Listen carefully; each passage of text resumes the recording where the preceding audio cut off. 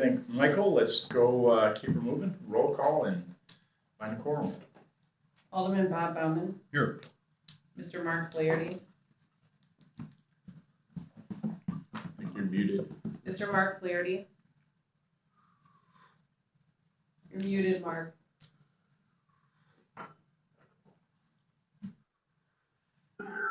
Thank you. Hello. Morning, Mark. Mr. James Cantor. Here. Mr. Scott Mansky. Mr. Greg Marcus. And Ms. Aicha Sawa. We have a quorum. All right, thanks. First order of business is discussion, if there is any, and approval of the meeting minutes from our last meeting. Thank you. Do we have a second? For approval of meeting minutes, do we have a second? Second. Thank Scott. you. All in favor of approval, say aye. Aye. Aye. Any opposed? All right, turn it over to Steve Marsh for our financial report, and then follow that up with our budget discussion.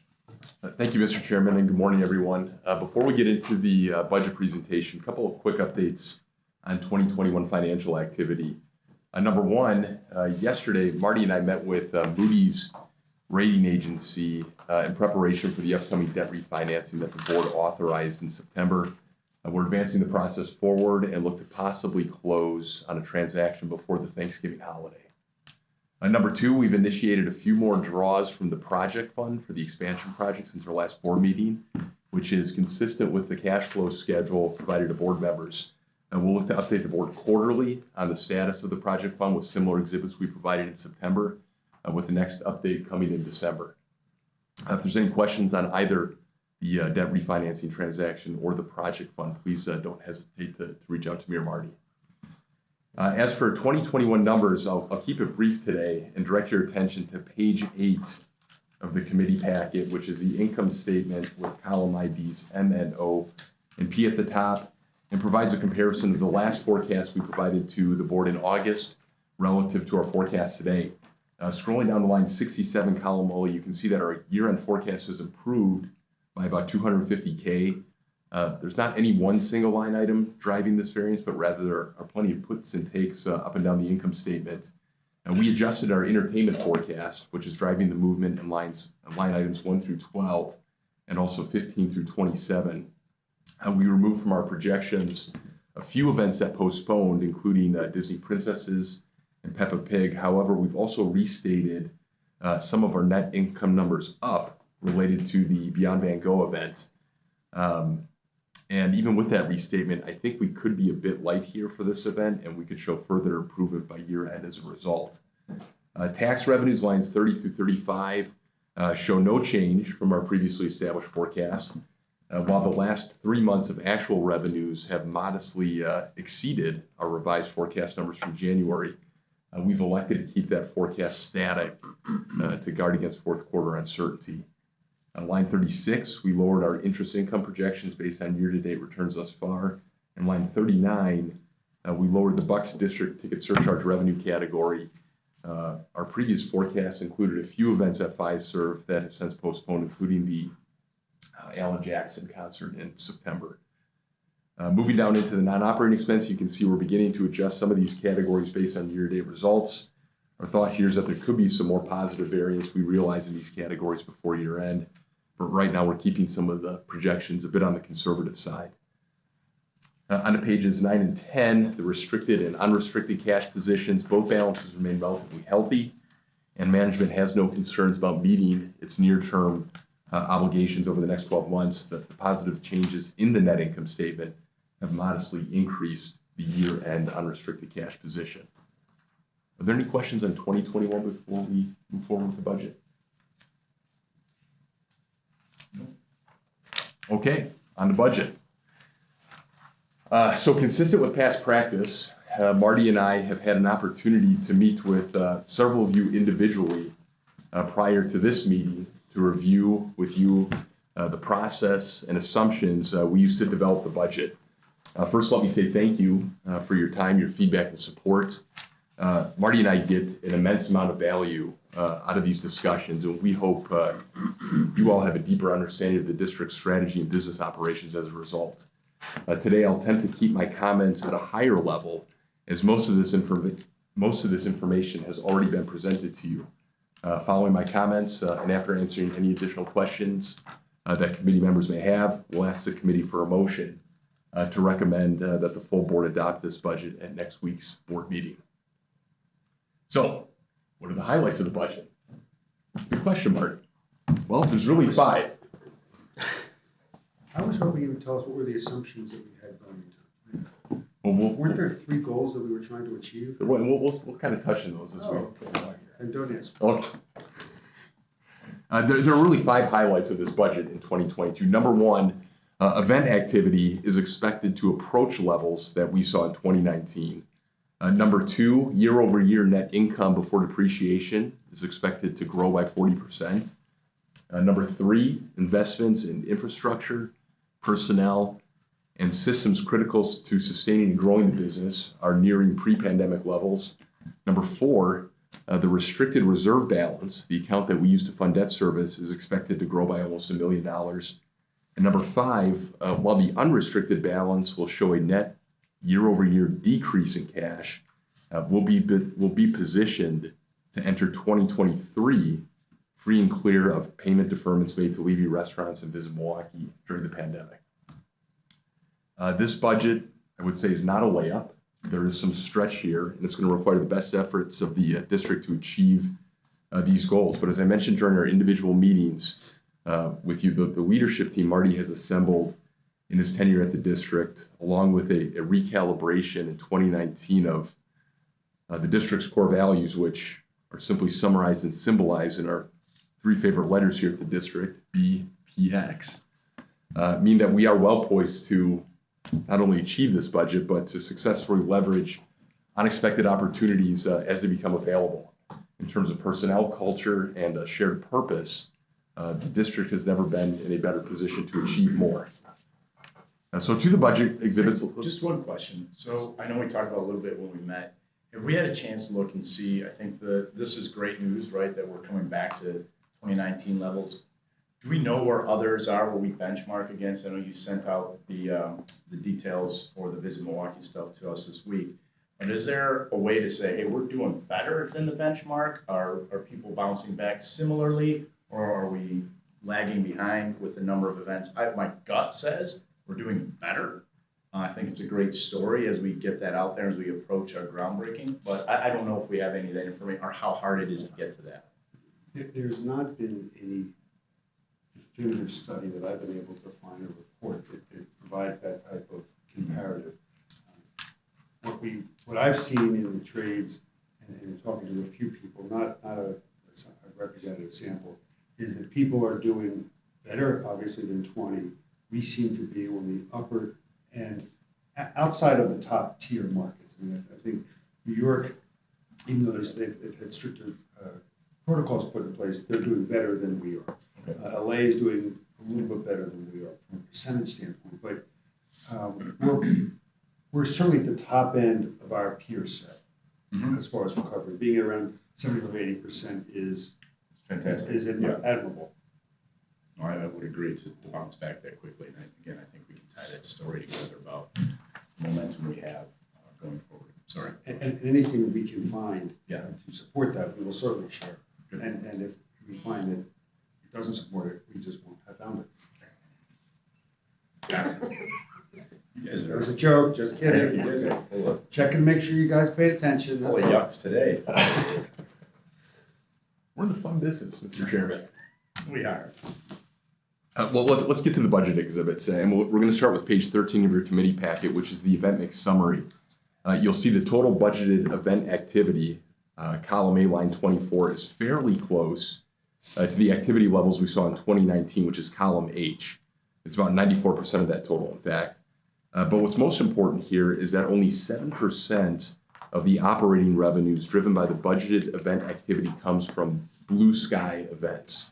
And these are the events that have not yet been booked, but will be booked in the year for the year. They're not on our calendar yet. We know there's going to be some activity that comes onto our calendar in 22. and that's what we mean by blue sky. But what this means is that about 93% of our event operating income is driven by events that either have a signed contract, confirmed booking, or a strong date hold on our building calendars. We view this budget event mix as low risk to the district. In terms of the income statement, which is pages 14 and 15 in your packets, the event mix is obviously critical to growing our net income, which, as previously mentioned, is expected to grow year over year by approximately 40%, as noted on line 67, column D. As you look at the comparisons between 2022 and 2019, especially in the top line operating revenues, which are lines 1 through 13, you'll notice that we're not quite back to pre-pandemic levels yet in terms of revenues. In fact, we're only 82% of the way there.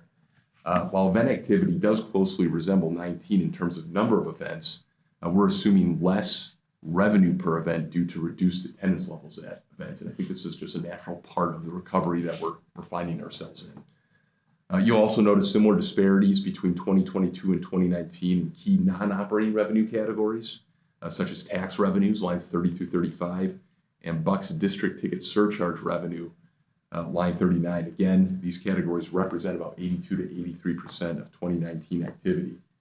To be clear, a recovery that has us at 82% of 2019 levels is positive, incremental progress, and has us building towards a full recovery, I believe, by 2023. However, as 2022 unfolds, we'll need to closely monitor our margins as key expense categories such as wages, line 15, utilities, line 18, repairs and maintenance, line 26, and salaries, line 42, are near or exceeding levels seen in 2019, which means less net income flows to the bottom line. There's less room for error with this budget, and as I said before, management will need to take a very active role to ensure it's achieved. Overall, management is pleased with the position of this income statement for 22.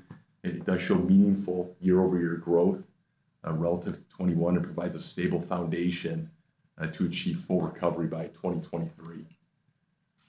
Moving on to the 2022 capital budget, which are pages 16 and 17 of your packet. Just curiosity here. Yes, sir. On line 19 for uniforms, your forecast for 2021 was to spend $10.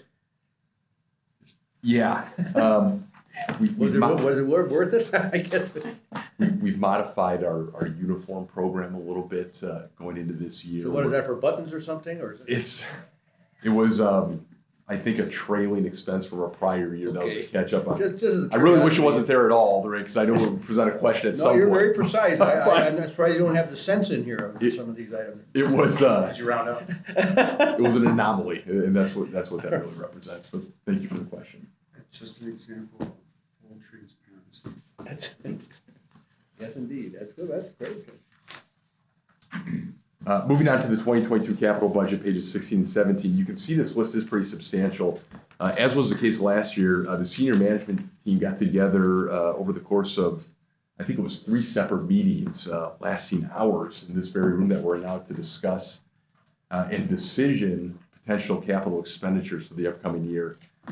We segmented proposed capital expenditures into 3 tiers, with tier A being the priority and focusing on projects that deal with life safety, building functionality, code compliance, and contractual obligations.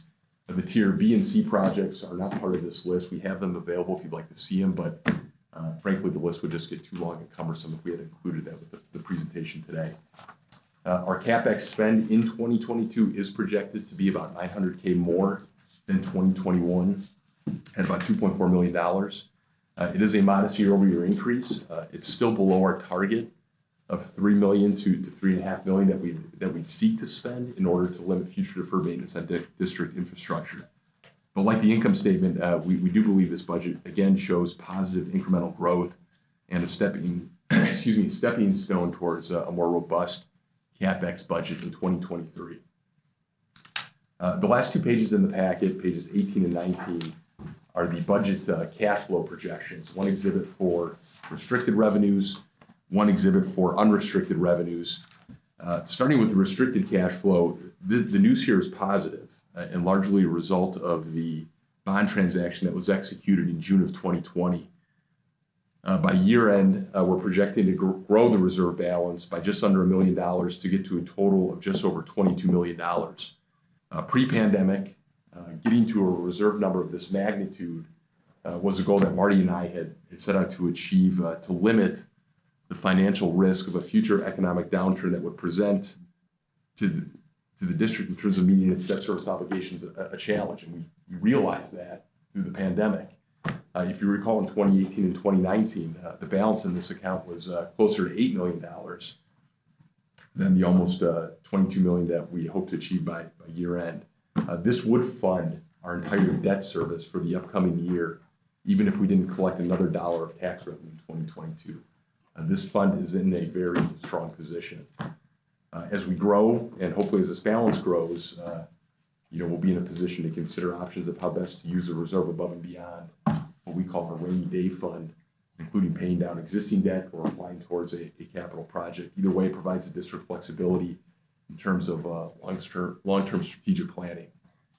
As for unrestricted revenues, page 19, line number 1 in January is where we expect the cash balance to be as of January 1, which corresponds to the ending cash balance for 2021, which we just reviewed as part of our forecast update.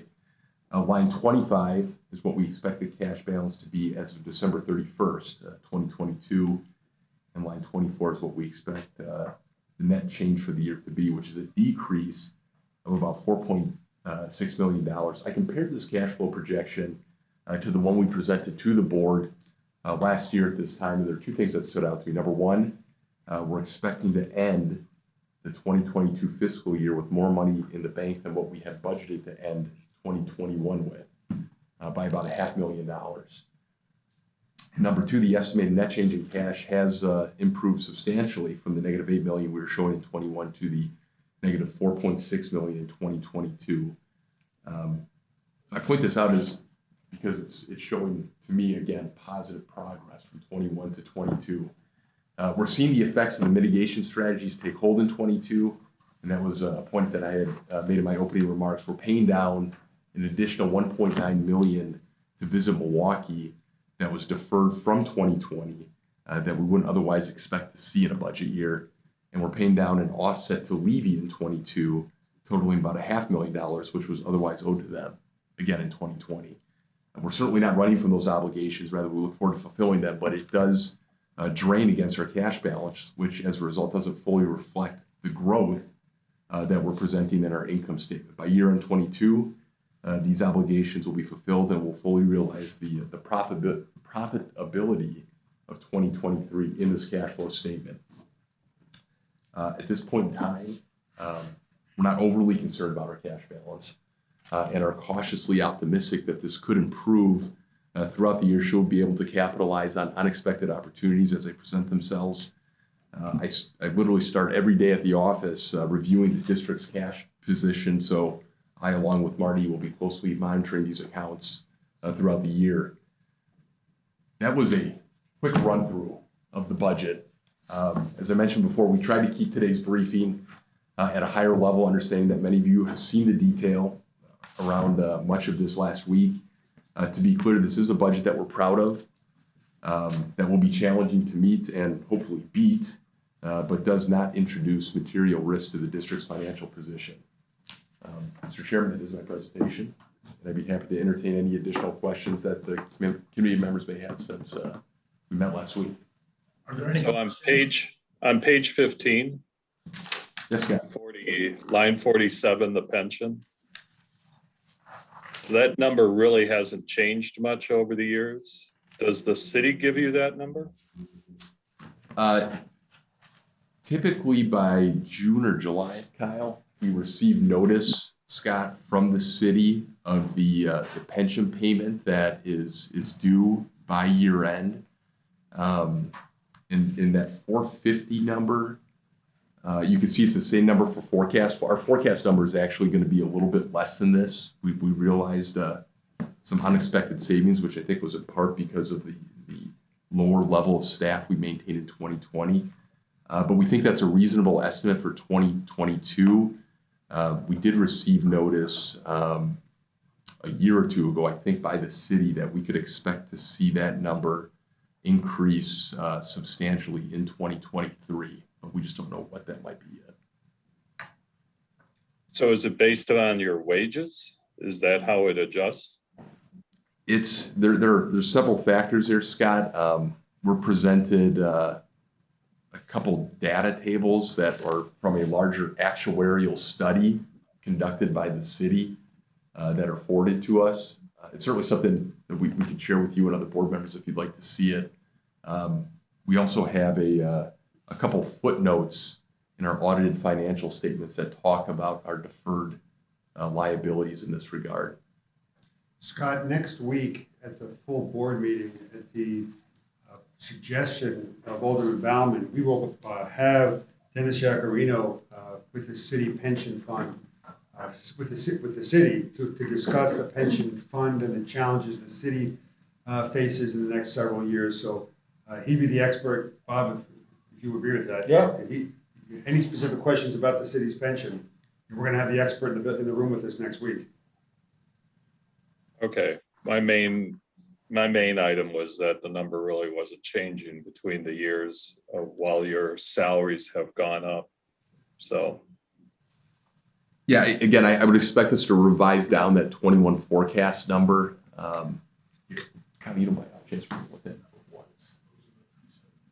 Yeah, I think that forecast number could come down by about 60 or 70K, Scott. And 450 it would be sort of on the higher end of what we would expect it to be going into 22. Okay. And has this factored in the refunding? No. Thank you for that question, Scott. We have not assumed any savings yet from the debt refinancing that we're currently pursuing.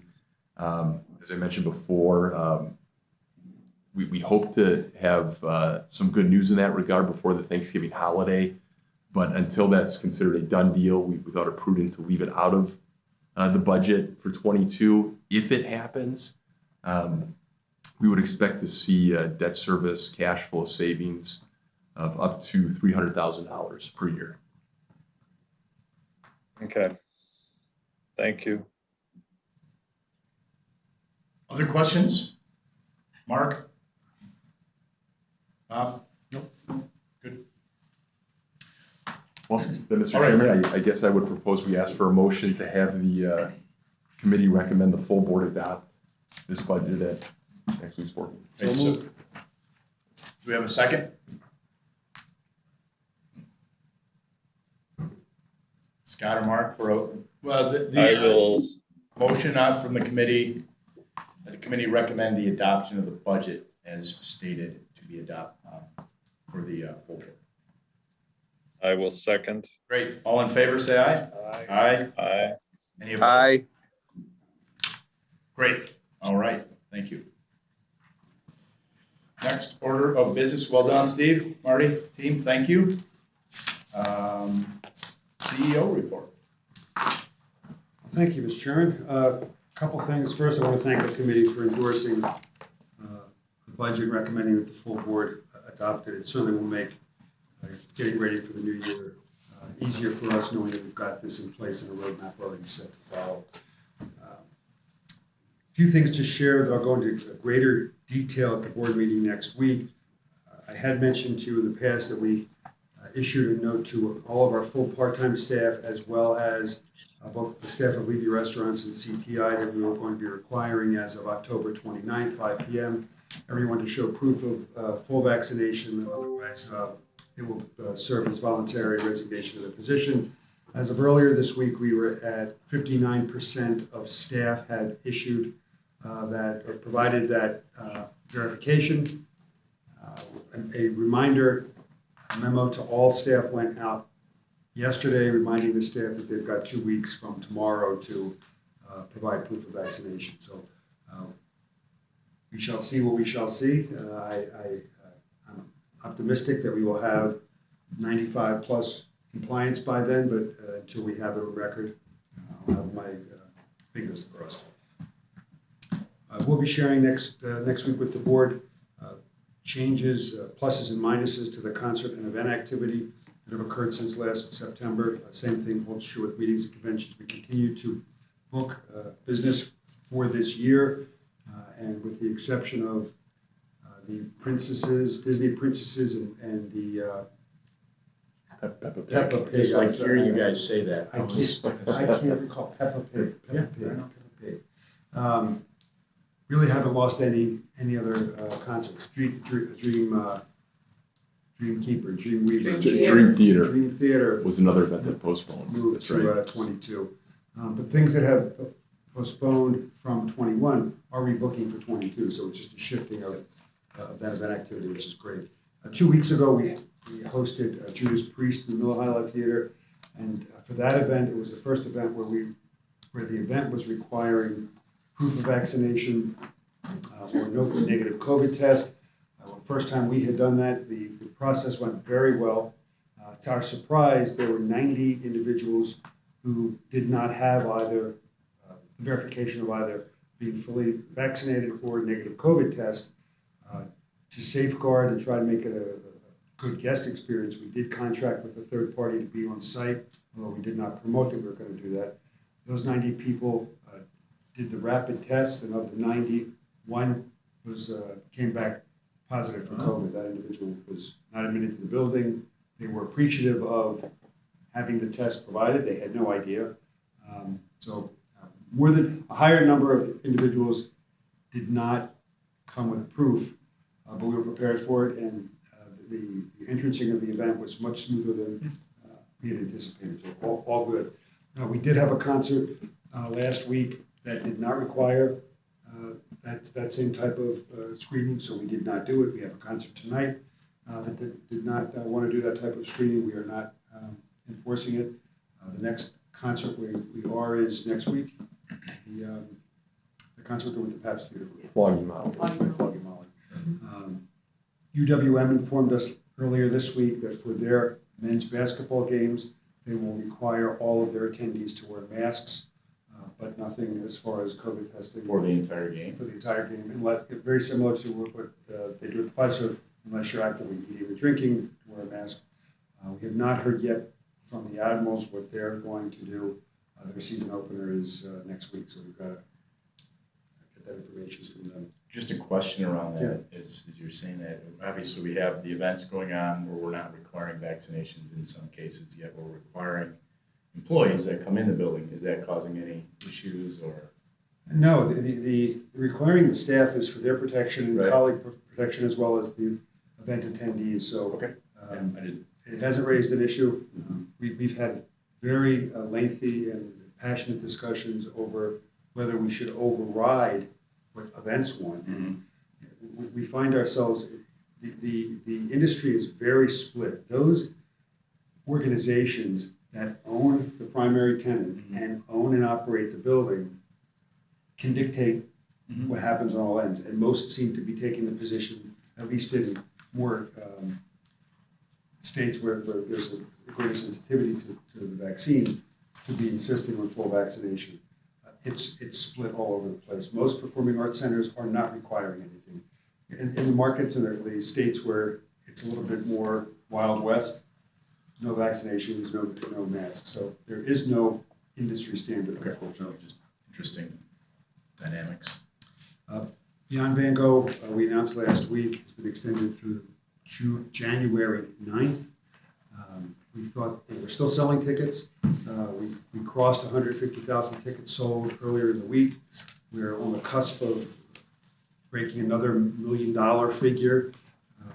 And with the Thanksgiving holiday and the Christmas holiday and having the space available, it just seemed to, even though numbers are down from when it launched, we're still doing decent business, and with people looking for something to do during the holidays. And we've seen a slowdown of new purchases during the week because people aren't taking vacations now. Kids are back in school. Weekends have picked up, so we're keeping that bad boy playing, and it's all good.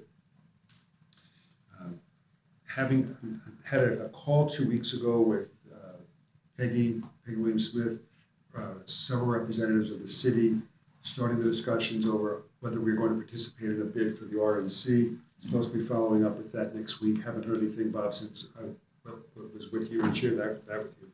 More to come on that.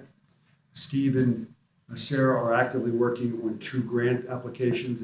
One needs to be submitted at the end of the month, the other one middle of November. So we're hopeful that there's capital money for infrastructure improvements that we can get our hands on by the end of this year.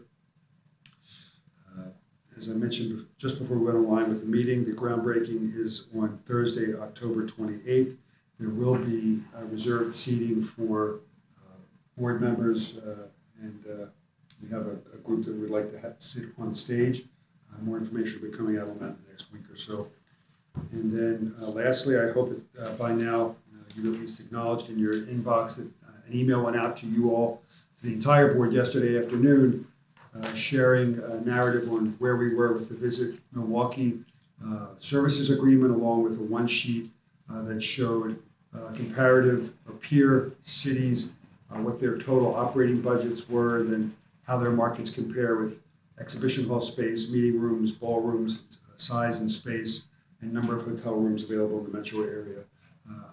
We really hoped it could have been more in-depth over and provided a real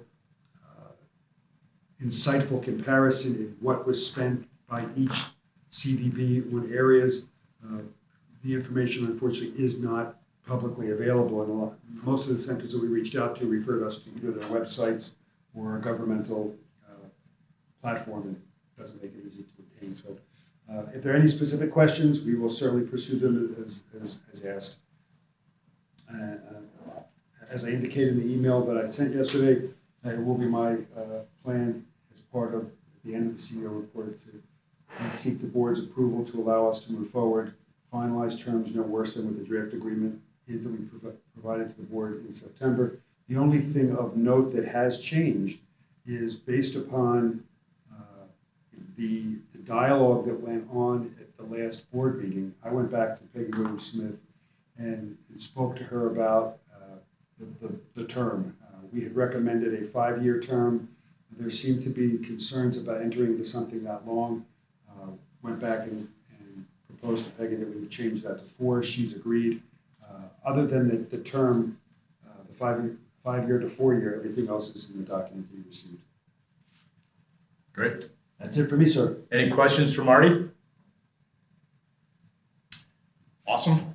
Great. Thank you. Two last orders of business. Just the October board meeting, which is next Friday, is a full slate, very robust as typical in October because we will be going through the budget again with the entire board. We do have the visit agreement that Marty just spoke of with the that shorter term. So I think we will go to a vote on that, and then we have a vote for the election of our officers. So we have certainly some actions. Mr. Chairman, yeah, we had called for names for consideration. Just as a point of information, we've received the following 4 individuals have asked to be considered. Yourself for board chair, Mark Flaherty as secretary, Greg Marcus as treasurer, and Grady Crosby as vice president. No other names have been submitted. Okay, no other. Right. Those are the current officers, so I think that's good. Anybody else? I think if there's a last minute want, can still put your name in for certain. So we have some great, we have some actions to take and a full meeting, so please plan accordingly with your time, and please make sure we're all in attendance to have any discussions and then vote on those actions.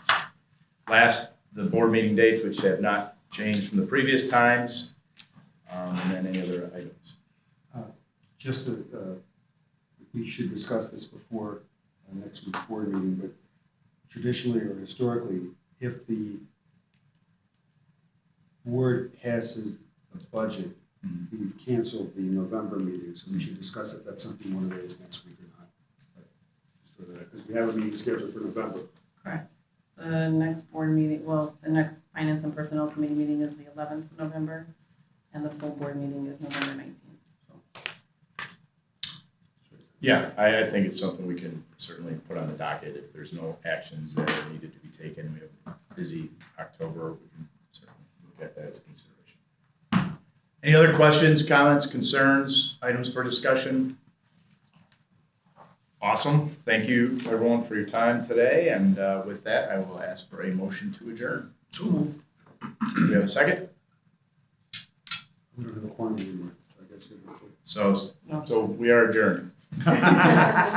Thanks, Scott. Thanks, Scott. Thank you, Scott. Bye.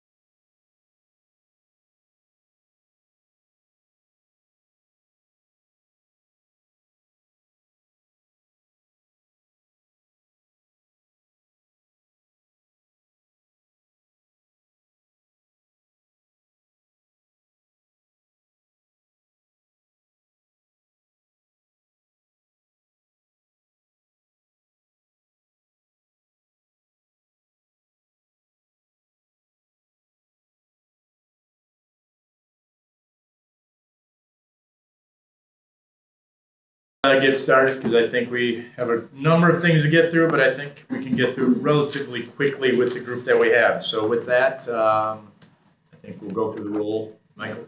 Mr. Joel Brennan, Present. Mr. Grady Crosby, Present. Senator LaTanya Johnson, Mr. James Cantor. Present. Right. All right. So I know Latanya was not able to join, right? Correct. So we will not have a quorum, but we're not. We do have a quorum. Yeah. Yeah. Yeah, we do. Thank you. First is. Hold on. Can we just have a qualification on that quorum? Does Jim know how to do math? I mean, I went to high school with him. Has he done any math since he's got that Michigan State degree? Is he putting it to Well, work? we were in different math classes for sure. So. Yes, we were. Thank you. I'm a feisty bunch here this morning. Wow. Well, will Marty So tell you how we does priced the mugs down at our gift shop? Oh. He's basically fleeced us. So we bought them for $15.09. He bought them for $15 at our retail gift shop. So we lost 9 cents in every mug he bought. Got a lot of math problems, JB. That's a math issue for you. Yeah, believe me. You want to know if you could buy a bourbon down there too for a lot cheaper. All right. Any discussion of the meeting minutes from our last meeting, which was in August? I don't think we have or an approval of those meeting minutes. I'll move approval. I'll second. All in favor, say aye. Aye. Any opposed? All right, Mr. Steve Marsh. Thank you, Mr. Chairman, and good morning, everyone. Before we get into the budget presentation, a couple of quick updates on 2021 financial activity. Number one, yesterday, Marty and I met with Moody's rating agency in preparation for the upcoming debt refinancing that the board authorized in September. We're advancing the process forward and look to possibly close on a transaction before the Thanksgiving holiday. Number two, we've initiated a few more draws from the project fund for the expansion project since our last board meeting update, which is consistent with the cash flow schedule provided to board members. We'll look to update the board quarterly on the status of the project fund with similar exhibits that we provided in September, with the next update coming in December. Certainly, if there's any questions on either the debt refinancing transaction or the project fund, please don't hesitate to reach out to me or Marty. As for 2021 numbers, I'll keep it brief today and direct your attention to page 9 of the committee packet, which is the income statement with column IDs M, N, O, and P at the top, and provides a comparison of the last forecast that we provided to the board in August relative to our forecast today. Scrolling down to line 67, column O, you can see that our year-end forecast has improved by about $250K. Not any one single line item is driving this variance, but rather there are plenty of puts and takes up and down the income statement. We adjusted our entertainment forecast, which is driving the movement in line items 1 through 12, as well as 15 through 27. We removed from our projections a few events that postponed, including Disney Princesses and Peppa Pig. However, we've also restated some of our net income numbers up related to the Van Gogh event. And even with that restatement, I think we're a bit light here for this event, and we could show further improvement by year end as a result.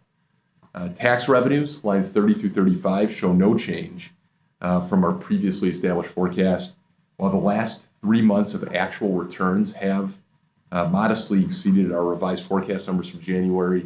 We've elected to keep the forecast static to guard against fourth quarter uncertainty. Line 36, we lowered our... On that, just a question on the tax numbers, and I think I may have asked this before, but from the budget, there's a fairly significant variance downward from where it was, but most of that was earlier in the year. I mean, so you're not changing any forecast moving forward, and I think I saw that you look for a fairly significant uptick next year, right? I mean, am I reading those numbers correctly as to the room tax revenues? Yes, you are, Secretary. We when we put together the 21 budget, we were using tax projections from a study that HVS provided us in May of 2020. That happened right after the pandemic got underway.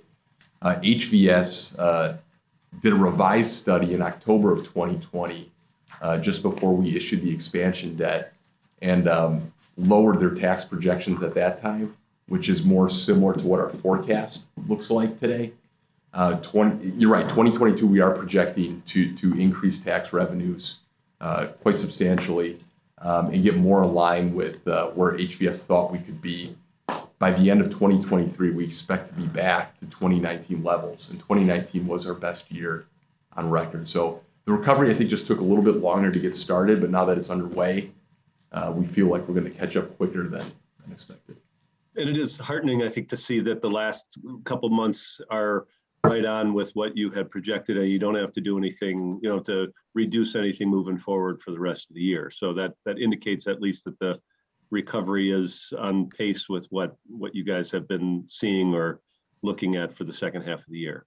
That's right. And we've not yet received tax results yet from activity related to hotel occupancy due to the Ryder Cup or even Summerfest. So as I said, we're cautiously optimistic that the good news will continue in the fourth quarter. But as you know, this pandemic has been very unpredictable for us. So we're a bit guarded before we realize that good news into our income statement.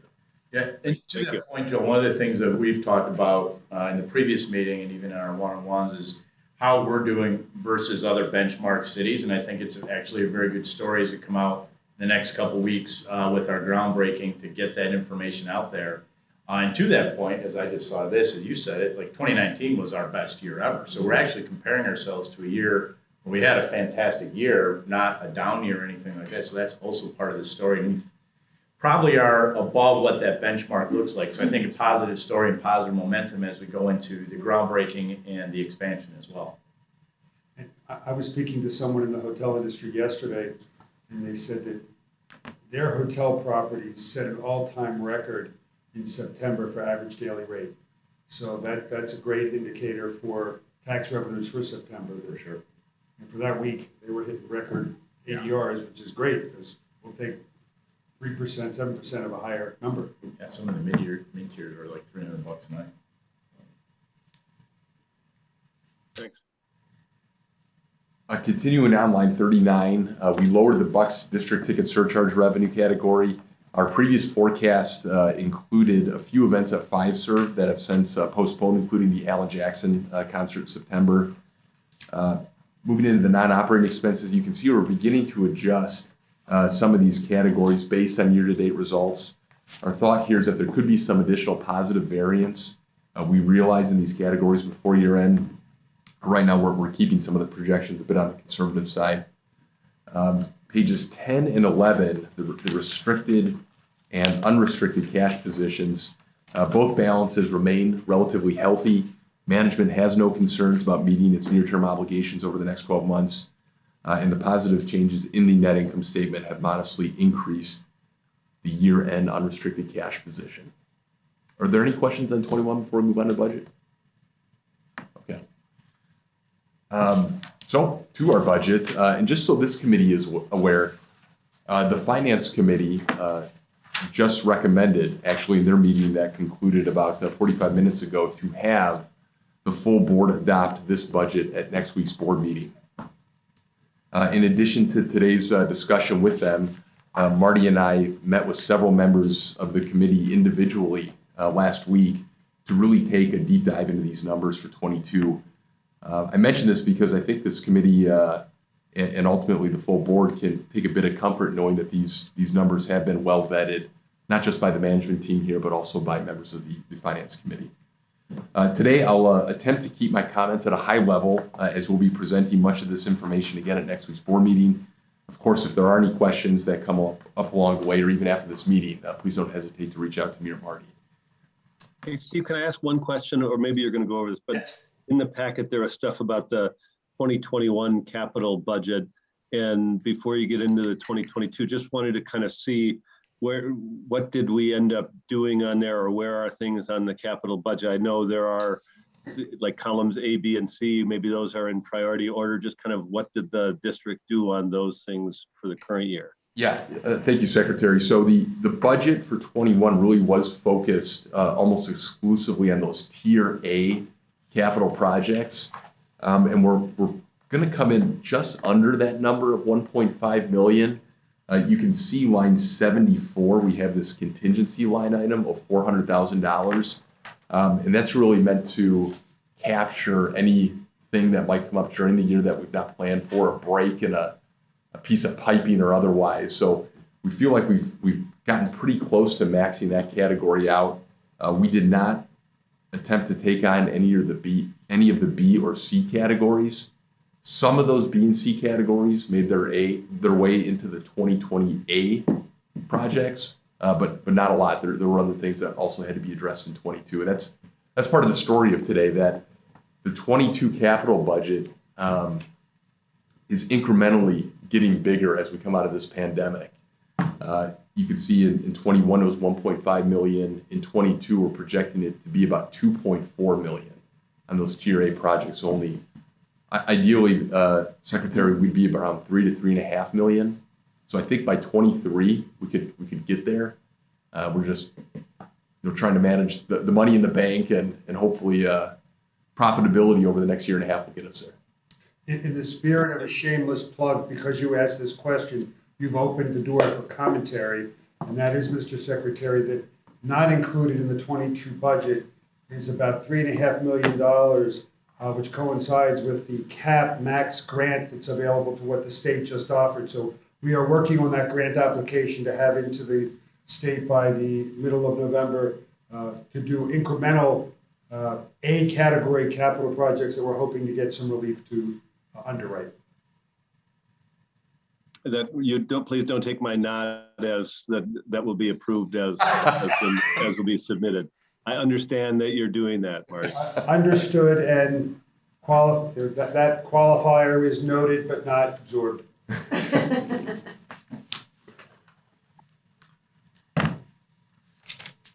Okay, so back to the 22 budget here.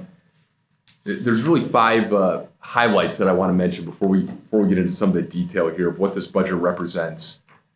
Number 1, event activity is expected to approach levels we saw in 2019. As we just said, 2019 was our best year on record.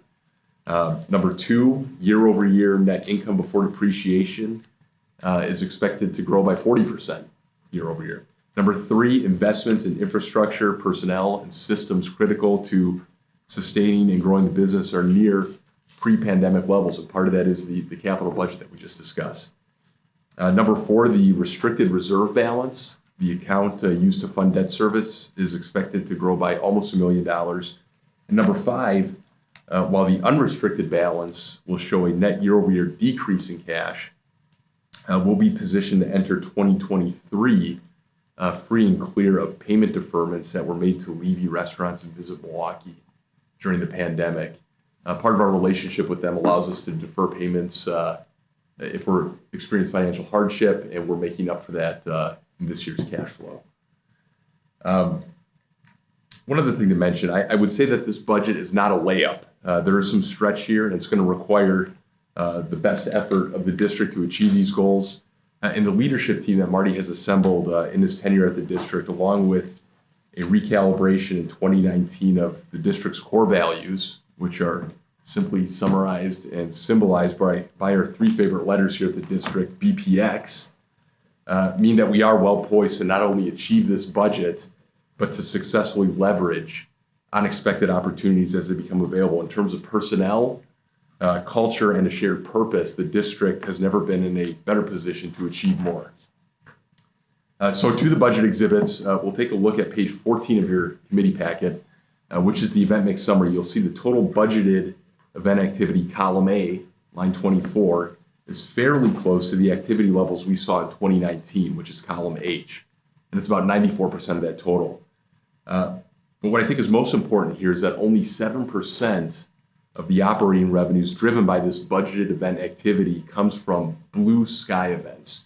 And these are the events that have not yet been booked, but will be booked in the year for the year. Every year, there's some level of activity that we put on our books that we didn't know what it would be, we just knew it would be there. That's what we mean by the blue sky events. What this means, though, is that 93% of our event operating income is driven by events that either have a signed contract confirmed booking, or a strong date hold on our building calendars. We view this budget event mix as low risk to the district.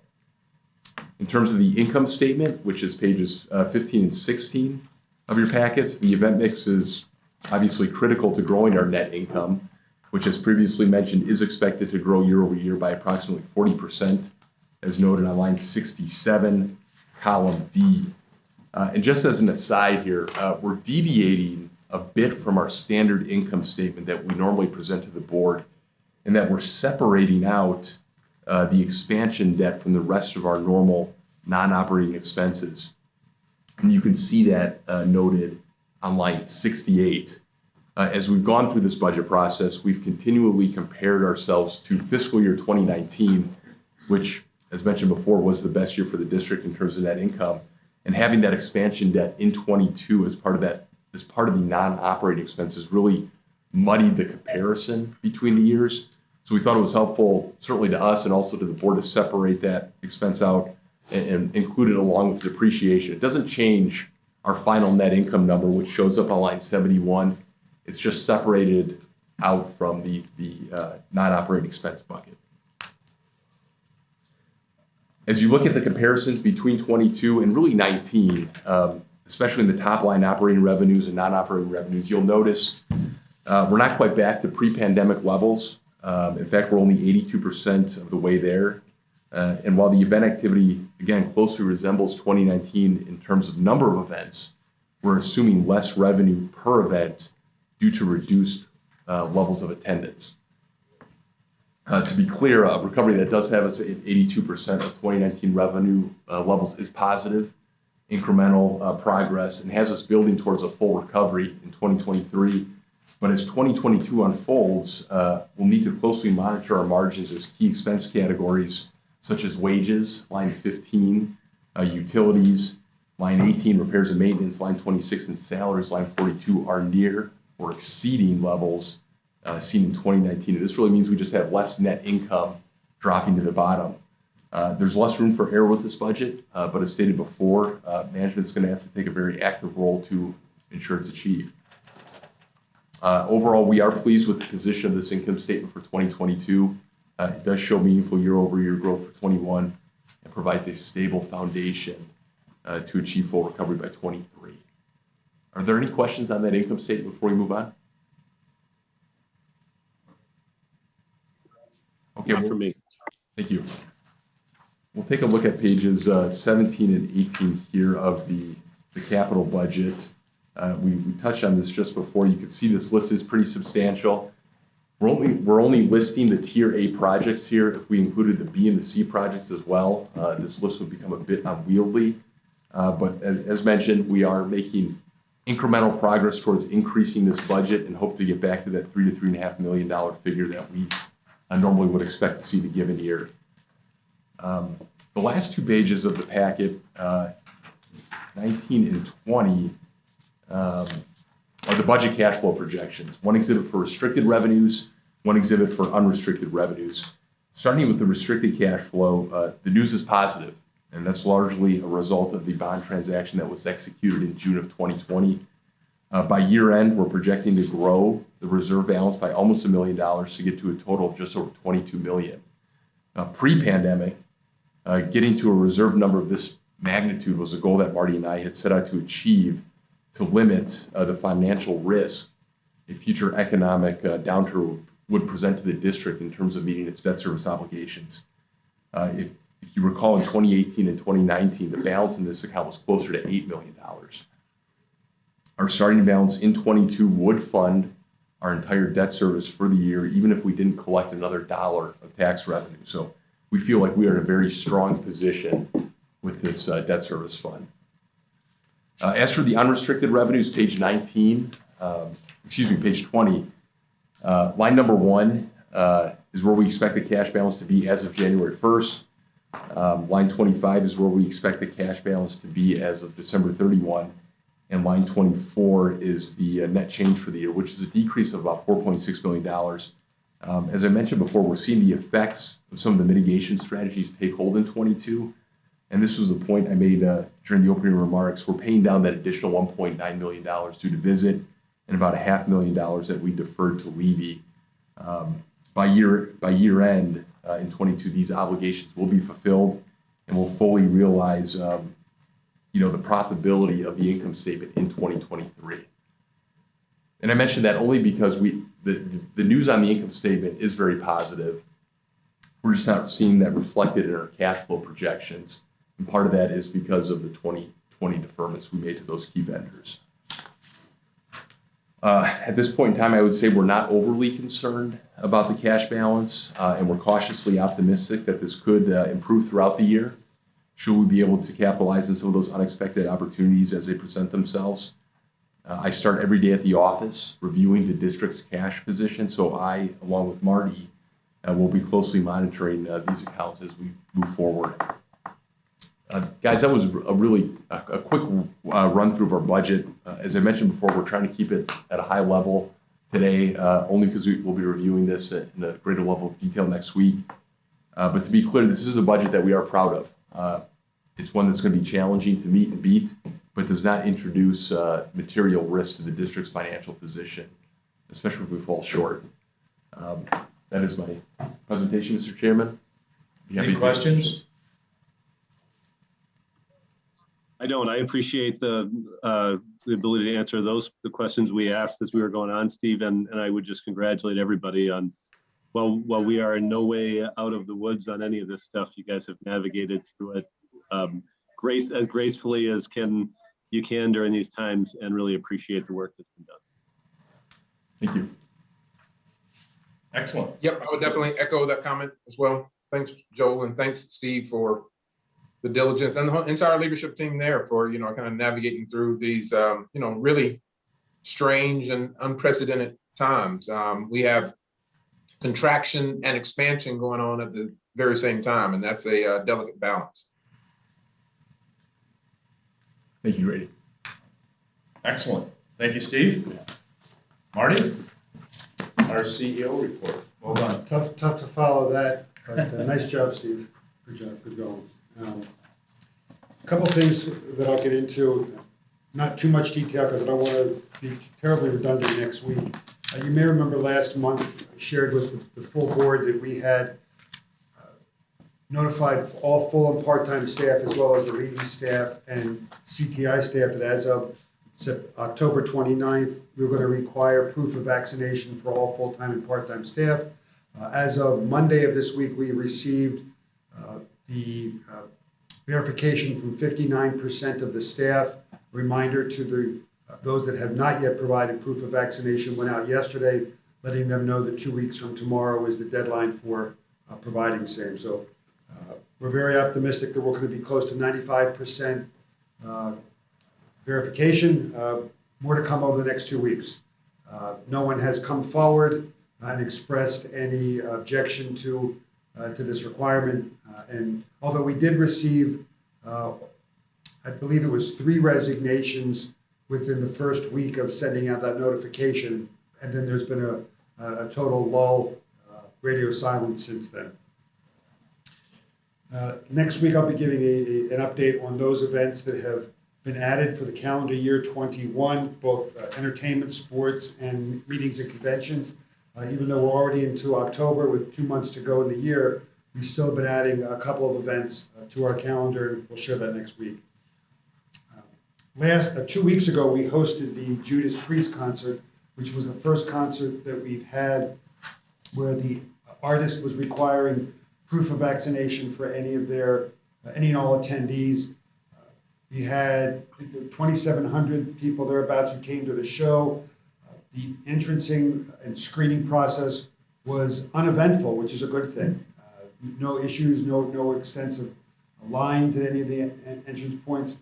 We did provide rapid testing, although we didn't advertise it because we didn't want to really have a backlog of people not bringing proof of vaccination or having a negative COVID test. We had 90 people show up. We did have a third-party vendor on premises providing the rapid test.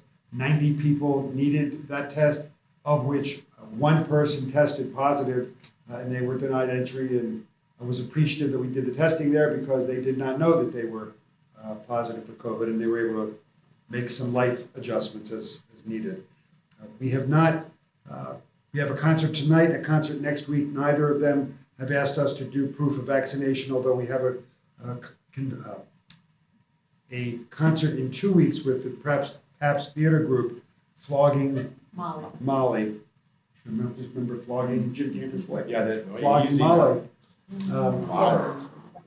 Because Molly, I should know. And the Keep violent moving, femmes. Peppa Pig. Flogging Molly and the violent femmes. Flogging It's gonna Molly be a and great Violent- show. It's going to be a great show. Keep moving, That's the Peppa. next show that we're doing COVID testing for. Anyway, the University of Wisconsin-Milwaukee notified us that the requirement they have for their attendees to the men's basketball games are they want to require the wearing of masks, no proof of vaccination. So we'll be watching that as people come into the building. We did announce last week that we've extended the run of Beyond Van Gogh. It was scheduled to leave here October 31st. We've extended it through January 9th, keeping the performances through Thanksgiving, Christmas, and New Year's. So we're very optimistic that with the holiday time and with the desire to kick people out of one's home, that this will give people a destination to kick them out to at $45 a head. There will be 12 people from the Brooks House attending during the Thanksgiving holiday. Anyway, moving on, we had a meeting last week with members of the city and Visit Milwaukee talking about the RFP we received for the Republican National Convention Committee to submit a bid for their convention in 2024. There is a meeting next week being held in DC. I think it's the 25th or 26th to meet with the committee. I'm not sure if anyone from Milwaukee is attending. I have not been asked to attend at this point. Steve and Sarah are working on responses to 2 grants that we've gotten. One is due the end of this month, the other one is due the middle of November. Groundbreaking has been set for Thursday, October 28th. Looking to get the time, we're looking at right now 9 o'clock. That will be confirmed, I'm hoping by tomorrow, Monday of next week, Tuesday the latest. So please schedule to attend if you're in town.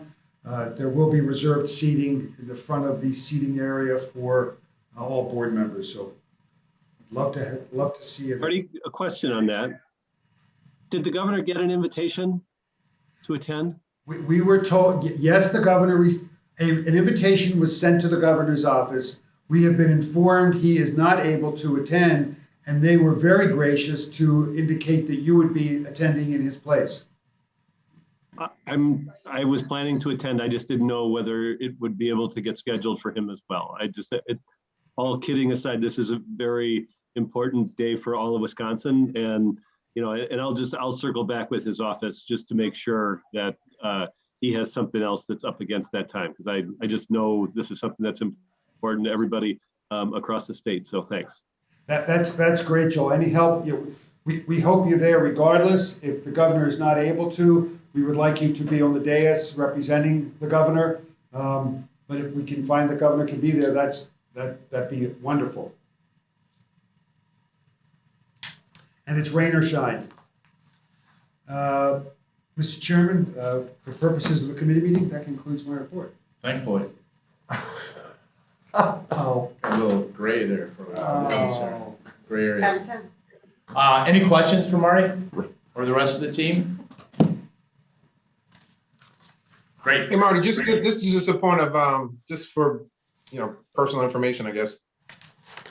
So I did hear in the news when the mayor announced that he was seeking for the DNC to come back and do their convention again in Milwaukee, but I haven't heard a peep about the fact that RNC asked us to submit a bid. Is that something that's intentionally under wraps, or what's the deal with that? Grady, from my understanding, the RNC runs its operation quite differently than the DNC. The RNC has not asked for a commitment to submit a bid. They've sent out the letter, they've sent out the RFP and invited those cities that they sent it to attend an information session next week. There's been no There is a deadline for when the bid is due. I believe it's due middle of December, but I can't respond to why the mayor's office hasn't taken the same affirmative position as he did with the Democratic bid. I know we were challenged 2 weeks ago to have anyone affiliated with the state Republican Party championing the state's involvement or a group's involvement to submit a bid, because with that comes an obligation to raise funds. True. I wouldn't read anything more into I wouldn't read too much into the fact that the mayor didn't, come out and champion that they're going to be submitting a bid. Well, yeah, and it wasn't so much the mayor, but no one on the RNC side championing the fact that, and so but you're right. That's a good point. It does come with a very healthy requirement to raise some funds, which means some work, and someone would have to be kind of up to the task, so to speak. So, and you may remember back 4 years ago, Alex Lazary and his dad, and there were a number of prominent Democrats who really spearheaded the project and getting the DNC bid together. I did talk to Peggy Williams-Smith last week. She has reached out to a number of high-ranking Republicans in Madison who would love to see the convention come here, but no one yet has taken ownership of being the face of that movement. yep, no, it makes sense. I got it. The one thing that we're looking into, and we don't have an answer for yet, is has any city ever bid on both conventions, recognizing that they would never get both? They can't because of the timing of the facilities. But we're trying to find out if anyone has ever bid on both. Where is that seen as inappropriate to go after both conventions? Pick your team, I guess, is what we're trying to figure out. Do we have to, or can you bid for both?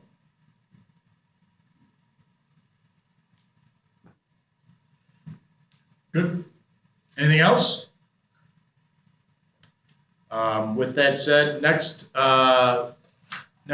Friday is our board meeting, full board meeting. We do have a number of things that we are voting on or taking action on. So please, as you can, Bess and O'Grady, we were talking prior to the start of the meeting, please try to make as best we can. We have the budget, which we just went through, which we will have to take action on. We will have the Visit Milwaukee agreement, which we will take action on, and then the election of officers as well. So those 3 action items will be next Friday. And I think from a slate of officer positions, it's the current ones. No one else has stepped up, to my understanding. Is that right? That's correct. Mr. Chairman, if I may, what I omitted to share during the CEO report was I'm hopeful that both Grady and Joel have seen an email that was sent yesterday. It was a note explaining what I see as the next step for the Visit Milwaukee agreement, along with a peer city comparison chart. We spoke with Alderman Bauman earlier today, and he was hoping to get something with more comparative information. And as I shared with him, I just shared with you, to be able to get the exact expenditures for marketing, sales, and staffing was darn near impossible. And looking at the numbers that Peggy was able to get for us, we weren't able to put them through the blender and be able to provide ourselves or you with an apples to apples comparison. So in those cases, we chose to omit the information because it would have caused more confusion and drawn more questions we wouldn't have been able to answer. So what you received is a comparison of our peer cities. The big takeaway was showing that out of the 10 markets identified, the budget for Visit Milwaukee is 9th on that list. Now, there are a number of contributing factors to that. Louisville having the highest budget also takes into consideration that Louisville's CVB also is responsible for promoting and marketing their state fair, so which ours does not. So that's why Louisville skews so much higher. They're promoting more. Their responsibilities are broader. I share that with you. Hopefully it was informational. I wasn't able to glean anything in there other than it's good background information to see how we compare with our other cities. But of note is that it is my expectation to request the board next week vote on the agreement as represented to you back in September. The only change, and I did put this in the memo, is that after the last board meeting, I went back to Peggy afterwards and we certainly did a decompression over the dialogue and the fact that we weren't able to get it done last month, but really harped on the fact that one of the real sticking points seemed to be focused on 5-year term. And it seemed if we could modify that, it may change some of the board members' positions on willing to approve it. Proposed 4 years to Peggy. She accepted that. In conversations I've had with a number of board members since the last one, the move from 5 to 4 seems to have made a difference in at least 2 or 3 of the board members' positions. So I'm comfortable. I think I wouldn't bring it to the board for a vote if I didn't feel we were in a good place for it, but that is something I meant to mention earlier, Jim, I forgot to. Any questions on that? I know we had robust discussions around this, and I think from the discussions I've had with Marty and others, we are in a good spot. Joel? The only thing I wanted to just say, sorry, I'm doing 2 meetings at the same time here. Priorities here, let's be clear. But the thing that I just wanted to say about the information you sent, I appreciate you sending it, Marty, and that may not be good enough for some members of the board. I mean, I just wanted, and you should not hide from it. I'd be happy to support this. This is kind of accepted industry-wide standards of how you compare these things. Somebody looking for information that's not available and that nobody, without going to unbelievable lengths would be able to unearth, that's not a standard we should need to meet. You've met this, the visit has met this. It's information that's relevant to people. We should make our decisions based on that. And so, if somebody on the board decides that they're going to once again say, well, this is not an apples to apples comparison, as we've heard before, I'm certainly going to be more than happy to stand up and say, look, this is the data that's shared across the industry. These same organizations compare themselves in the same way to us.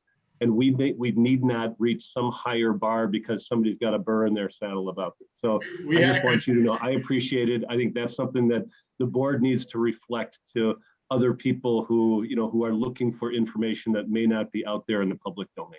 Yeah, Joel, we had a good conversation in the finance committee about that as a subtopic to this.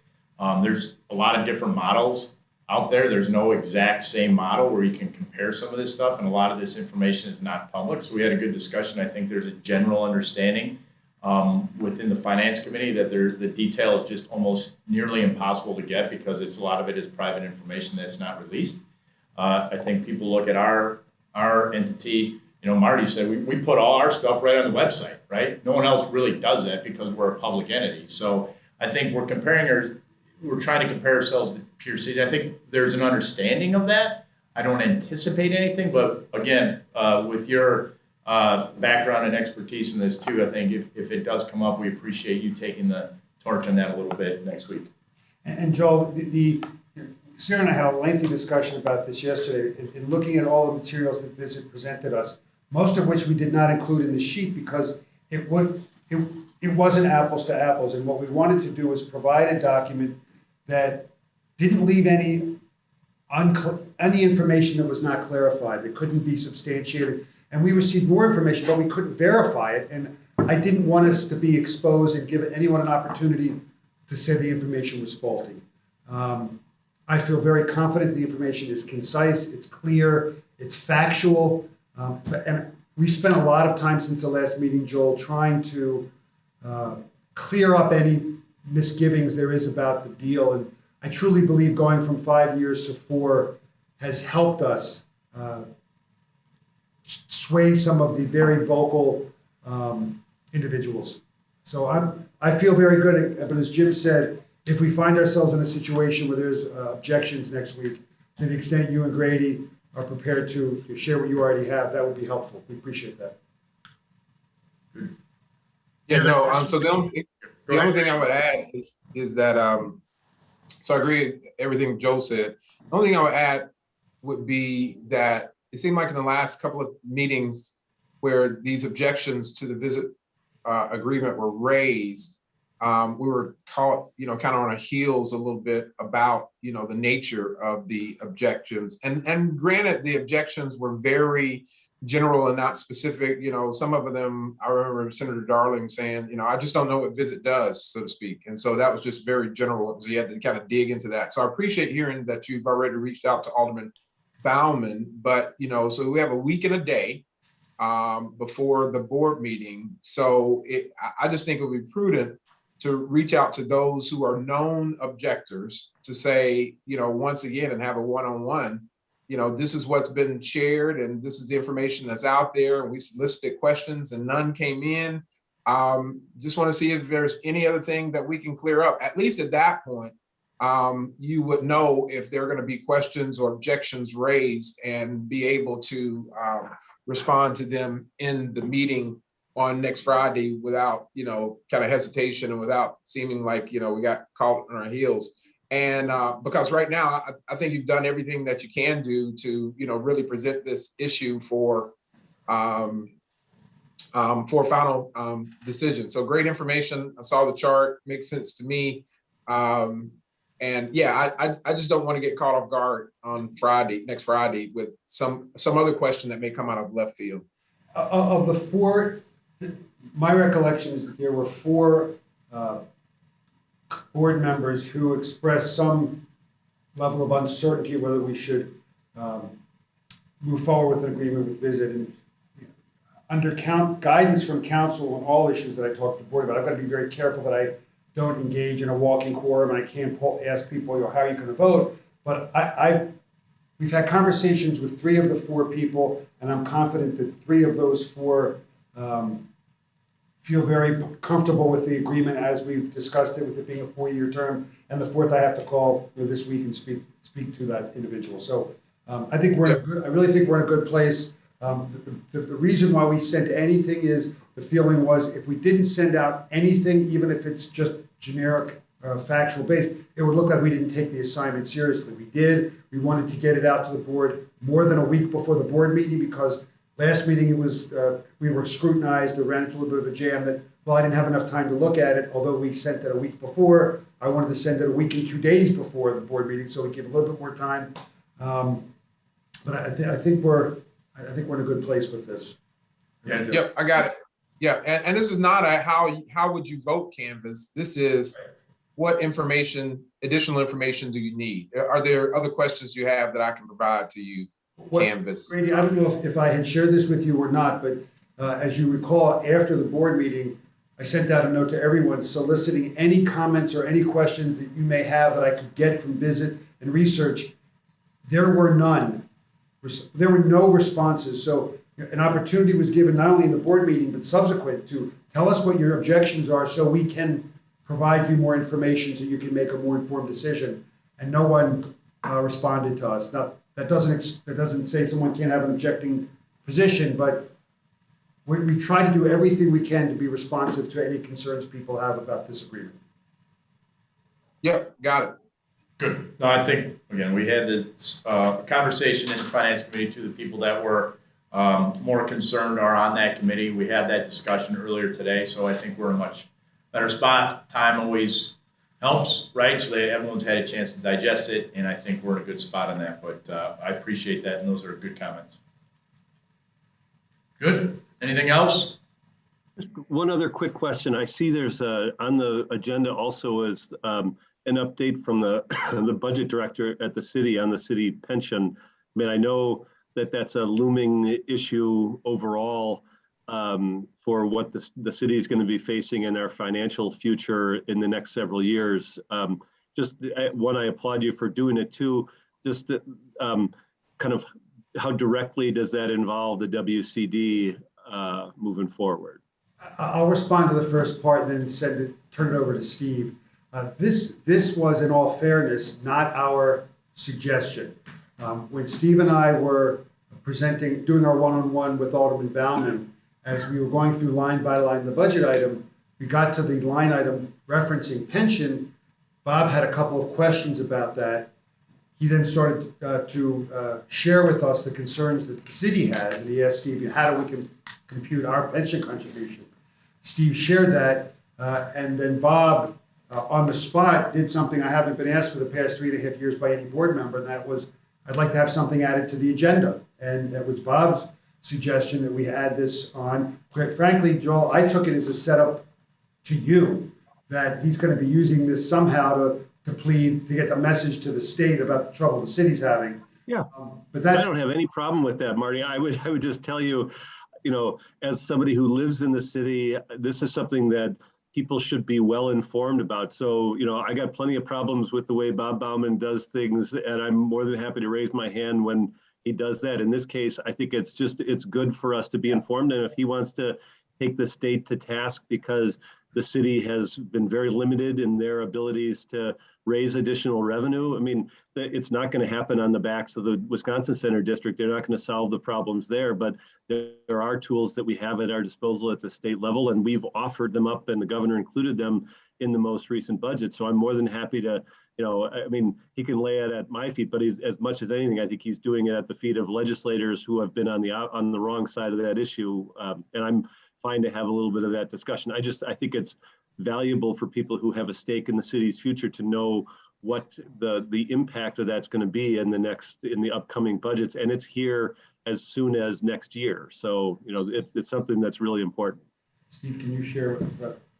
Yeah, that's really where we're going to see the impact, Secretary. Our 2022 budget projects our annual payment to the city to be $450,000. And Grady, if you weren't aware, we are part of the city's pension fund. So in addition to the contributions that employees make out of their paychecks each pay period, the district itself provides a lump sum payment at year end.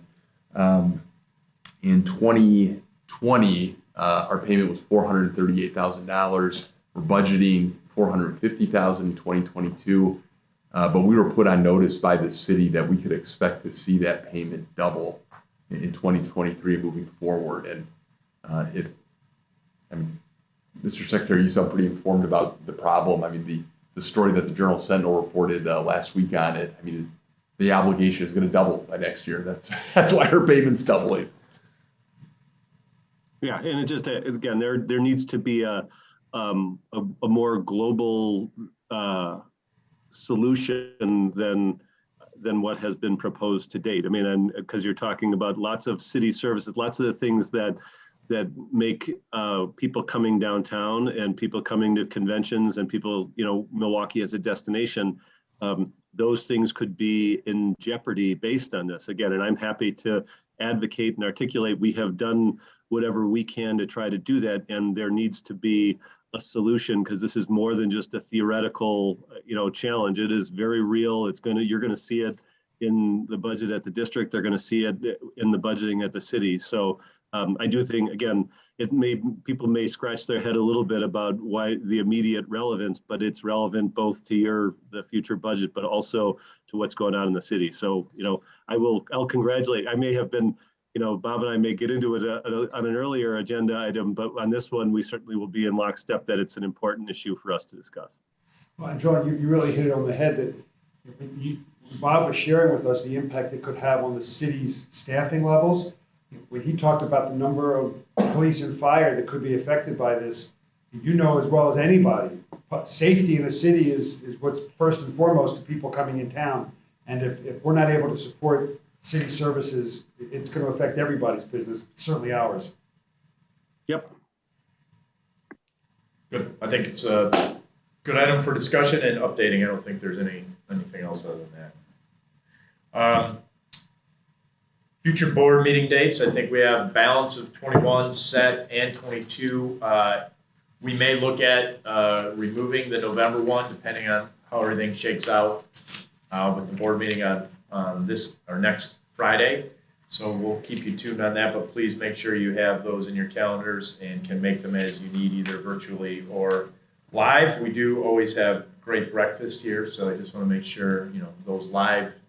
Grady, we ate yours, so I know you're looking for that today. I had 2 breakfasts. So, any other items similar to what Bob, had asked to put on the agenda? If you have any others, please send those in.